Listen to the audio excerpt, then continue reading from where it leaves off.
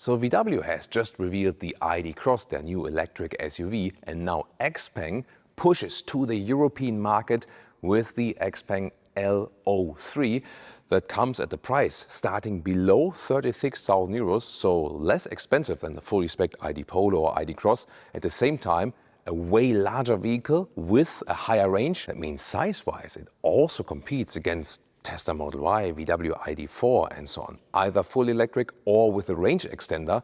So are the new German cars already dead now before arrival on the market? This will be super crucial. We're going to take a look here. Exterior, interior and technology of the all-new Xpeng L03 with Thomas Nautical Fuel in 4K, full screen, full length. Let's go here with the front. In this very nice purple color. It's a trend nowadays, modern daytime running light here in the front. And of course then here, very closed EV look. The lower flaps here only open on demand and the CD value is 0.228. This is extremely low here for an SUV style car, but you see it's not too high. A little bit crossoverish maybe, also reminds us a little bit of the Toyota CHR because you have this floating roofline here as well. And you maybe know the bigger brother, the Xpeng G6. This one here is only 10 centimeters shorter at 4.65 meters or 183 inches. That's a little bit lower, a little bit less high. You know, the G6 is the more like grown-up SUV, this one then a little bit lower. We have here 18 or 20-inch wheels. These are the 18-inch wheels because the 20-inch wheels are also for the Ultra trim. Soon going to talk more about that.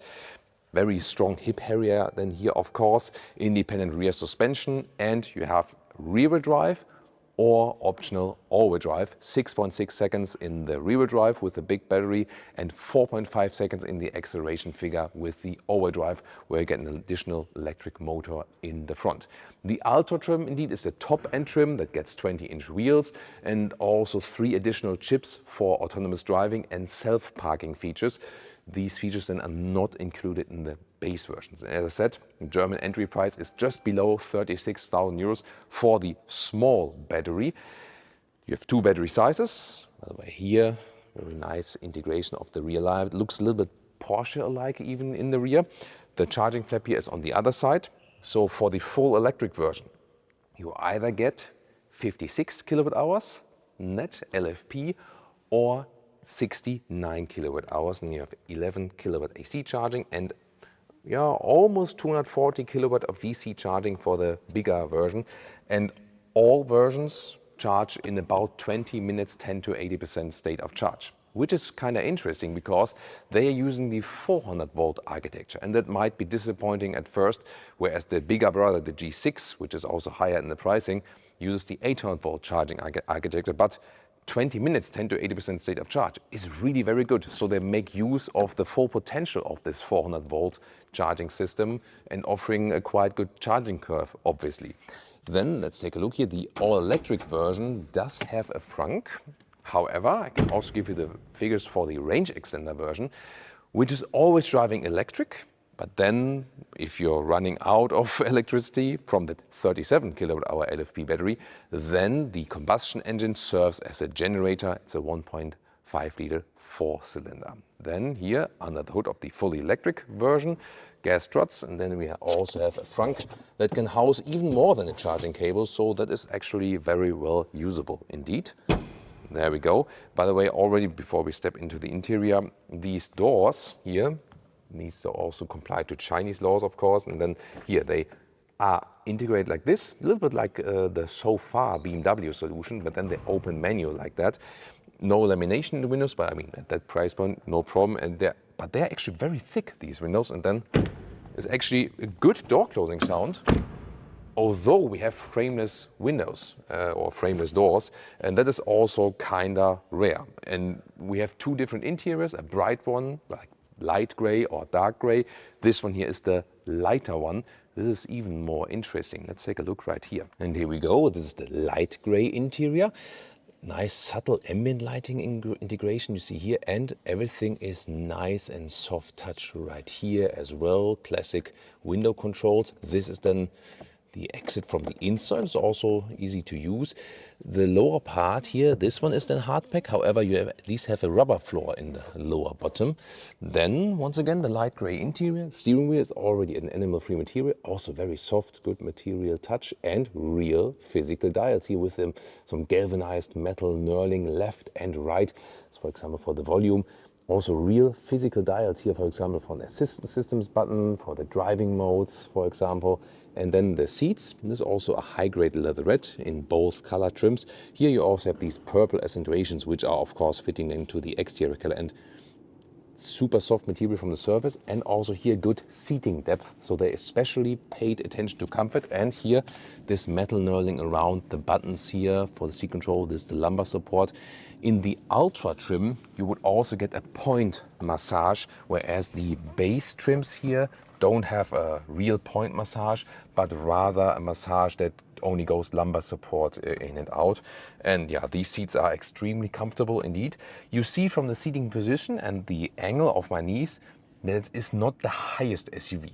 So the G6 there would be more grown-up SUV, where you rather like sit like this. However, in the length, it does actually compete against also a Skoda Elroq or a VW ID4, just at the price of the segment below that. That is astonishing. Steering wheel, in and out, up and down. The European version here, in contrast to the Chinese version, here gets also separate digital instruments, because EU and US customers especially appreciate to have real digital instruments. Yeah, I mean, they are, let's say, large enough and they're directly mounted to the steering wheel. That, of course, is like a short focus, you know, not a long focus, but obviously they couldn't like integrate it here. However, for long focus, no problem. They also have a head-up display, and almost everything is standard with the car. Here, interesting, they also have quarter mounts here that you can, you know, just screw in here like camera holders. Maybe we can use it during the driving part, I'm not sure. Or we just use our standard suction mounts. Yeah, the seat quality is really astonishing, and the comfort here with 189, 602, no matter where I'm measuring, is still enough space left. And also the inside covering here of the ceiling is all the way soft. And look at that now, Leah will appreciate that. Here, this mirror with light, and look at that, how large this mirror is. Hello, Leah. This is crazy. And also here, it's softly padded underneath. This is once again a theme we see quite often, that the Chinese new manufacturers, they really pay attention to this interior build quality. At a later stage, we always have to see how they hold up during driving, of course. But the stationary interior build quality is really cool. Yeah, the only thing, like when you're really tall like I am, then you feel that it's not the higher SUV position, but rather it's a little bit crossover position inside the vehicle. Welcome to the cockpit. 15.6-inch screen right here. Most of the functions go via that. Gear selection is easy here. Leah likes that. She always, when she's been driving Mercedes and then hops into another car, then she's always like, oh no, there goes the wipers again. Yeah, and left side is indeed like for the wipers and of course for the turning indicator. By the way, this one does have a glass rule that goes all the way across the car. There's no additional shade or something to apply. It does have an inbuilt heat filtering, of course. Everything soft here also from the dashboard. Nice material quality. Here's one more of these quarter mounts. Soft touch here as well. Nice ambient lighting integration. So really good material choices. Standard glove box here, not too large, but you have more storage space, for example, in the front right here. Then you have on the top here 50-watt inductive charging, also with ventilation. 3-dot adaptive design for the cup holders, and also some more space here underneath the arm. This goes really deep, and then you have USB-A and USB-C charging underneath as well. And you have even below here more space that goes even deep. I'm not sure why that goes in deep, like maybe so deep. Bottles? Maybe for, but there's also like another like 3-dot electric interface behind there. So yeah, not sure if this will maybe then the final version. But yeah, you have a lot of space. We can check it out in the rear very soon more. But yeah, it's really good comfort from the seat. That's the main thing. Still a nice seating position, although it's not too high, but I'm still fine with that. I would wish, of course, always for physical dials for the climate unit. At least it's easy to reach here in the screen, so it's not too far from the steering. And very important, this seat here comes not only with seat heating, but also with seat ventilation in 3 levels, both passenger and the driver's seat. So that's very cool. Steering wheel heating as well, and you get all of these luxury features as standard. You know, yes, the bigger battery will be a little couple of €1,000 more expensive, but then you really got to think about like what you get for that price, and that puts so much pressure on the existing manufacturers, because then people start thinking, hey, wait a minute, I get more features for less money. That's of course the thing in the industry at the moment. The mirror here in the top part is, by the way, also frameless, so a very elegant design. And they hired a lot of guys also from Europe for this one. The head of design for the exterior is the former Ferrari exterior designer. Not the one that designed the Luce, that's the Apple design. And here also, of course, like the covering from the inside of the seating and so on. So there's hardly anything you see that is not like, oh, this here, oh, the lumbar support on the passenger seat goes really, really way out. Yeah, you can. The seat is pregnant. Yeah, indeed. They can also, of course, electrically push it backward now here again. And yeah, once again, very, very soft seating material. You almost like to touch the seat because it's so soft. So yeah, very impressed by the interior build quality. As for the infotainment, they of course need to do something to cater especially European customers where they want to push this car. And one of the things is that you have a lot of camera systems here, 360-degree view, but they make the GPS Google based. So you have 2 things. You have Apple CarPlay and Android Auto. That's very important. People want to have that here. So you can see here on the left side, then, for example, I can also extend it. This is the way. So this is Google Maps, native integration, and no other Chinese manufacturers has done that yet in that way. We know from Volvo and Polestar that they have the whole Google ecosystem.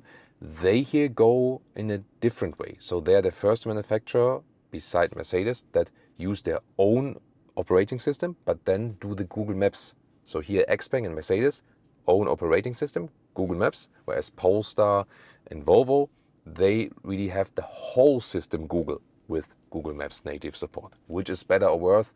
It of course always argues of pros and cons. Matter of fact is that you have the GPS via Google Maps. That's important, like for live traffic information. And in this case, you also have your trusted interface, basically, whereas Mercedes says, hey, we still want to have the look like Mercedes, but then Google Maps in the background. Rear seats, all soft here in the rear doors, here as well. Entry mechanism is here. This is even all the way soft, hard packing only inside, but also with a rubber pad. Then Isofix on the outside seats each, and you have the same super soft high-grade leather. And trust me, you just want to keep petting these seats because the material feels so nice. Then you put on this one, adaptive cup holders here somewhat.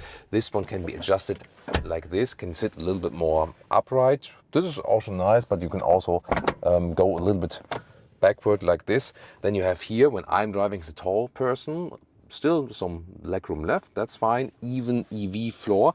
And yes, I say that you don't have the highest SUV, but I mean, considering this an electric platform and has battery underneath, the angle of my knees is not too bad. So sometimes I'm in these EVs, especially the lower seating ones, and then I have my legs like this, but this is actually fine. So it's very relaxing here in the rear. And then you might ask yourself, why would you need a larger segment vehicle, right? Probably because of the trunk difference. Then, that might be coming up soon. But here, headroom wise, with 1A9, 6 for 2, also no problem. And then you have some hangers here for jackets or for some other stuff. Also then with these quarter mounts as well for more cameras or whatever. And the ambient lighting is also at the inside of the door here. And underneath one of the seats here you have an additional storage drawer where you can put in some clutter and just let it disappear. Now to the trunk or the boot, which is at 370 liters. And here you see some limitations when it comes to the comparison to the G6, to the bigger brother here. In the height here under the cover, you can hardly only pull this cover over it, so you have to put them in a different kind of way, these cabin trolleys. You can also, of course, remove that, then it would easily fit. And then here underneath, you have some space underneath. This looks like additional dampening here. So, also interesting, right? And some space underneath, not too much. And you can set these here, as shown previously, different like here in more cargo position, and you have an individual folding like this and like this and like this, and now they should all fold. Measurements here, the normal length is at 86 centimeters, 34 inches. The width here, 1.40 meters. The height here in this highest position, 25 inches, 64 centimeters. And the total length to these front seats, we're here at 1 meters 85, 72 inches. The official WLTP range figures for the, you can also say plug-in hybrid. Well, it's rather range extender because it's still electric with this 37 kilowatt-hour battery LFP, and then the engine comes on top, 42-liter fuel tank. So the range for the range extender version is promised around 200 kilometers fully electric, and then overall around 1,000 kilometers. They say 600 miles because of the range extender. We have to see how it is in reality. Then for the fully electric versions, WLTP European cycle figures are 450 kilometers somewhat for the small battery, 520 kilometers for the big battery. So I would then rather say a good 400 kilometers, 250 miles for the big battery, a range which also includes motorway driving and so on. And just received here the more detailed pricing. So just under 36,000 euros entry level, as I said, then 39, just under 8,000 euros for the big battery, so about 3,000 euros extra for that, and that makes total sense. Then 42,000 euros for the all-wheel drive version, additional electric motor in the front, and the Ultra with the additional chipset, 47,000 euros, including 20-inch wheels. So impressive, of course, the pricing, also that it charges relatively fast for a 400-volt charging, and of course the interior build quality and the comfort, and that you can go fully animal-free without any compromise on luxury, and that they also use proper door handles from the outside. We also have to see about how it actually drives. This will be very crucial, but the overall package, and considering also the price-performance ratio, is definitely compelling. Looking forward to your comments on that one. The only thing, I would maybe wish for a little bit more physical dials on the interior, because maybe I'm too old for this, but looking forward also to how the user interface will handle while driving. At least we also have Google Maps support, so they also thought about, hey, what do the European customers need? And of course the Apple CarPlay and the Android Auto and so on. We'll soon also then drive this one for you, and now join us for more videos on Xpeng or of course the direct competitors.